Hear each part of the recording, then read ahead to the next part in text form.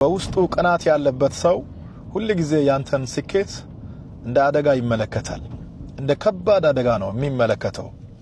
ያንተ ሻይን ማረግ፣ ያንተ ከፊት ለፊት መሰለፍ፣ በሰዎች መወደድ፣ ተቀባይነት ማግኘት ለሱ አደጋ ነው። ከድሮንም ከስናይፐርም በላይ ነው የሚፈራው ያንተን ስኬት። ቅናት ደግሞ በሽታ ነው። የሚመጣው በሶስት ምክንያቶች ነው። የመጀመሪያው ከተስፋ እጥረት ነው የሚመጣው ቅናት።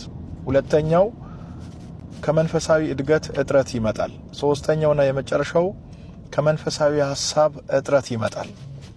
ተስፋ የሌለው ሰው፣ በመንፈሳዊ ነገር ያላደገ ሰው እና መንፈሳዊ ሐሳብ ጭንቅላቱ ውስጥ የሌለ ሰው ሁሉ ጊዜ ቅናተኛ ይሆናል። መውጣትን መግባትን በህይወት መኖር ለሱ ከባድ አደጋ ነው። ተስፋ ያለው ሰው አይቀናም። በመንፈሳዊ ነገር ያደገ ሰው አይቀናም። የመንፈሳዊ ሐሳብ እጥረት የሌለበት ሰው አይቀናም። እና በቅናት መንፈስ ለተጠቁ ሰዎች መጸለይ አለብን። ነፃ ሊወጡ ይገባል። በሽታ ስለሆነ ለነሱም አንዳንድ ማዘን አለብን። እንጸልይላቸው፣ ነፃ ይውጡ። ከጀርባቸው የሚሰራ መንፈስ በጌታ ሱንታን የተወጋ ግዶ ብለናል።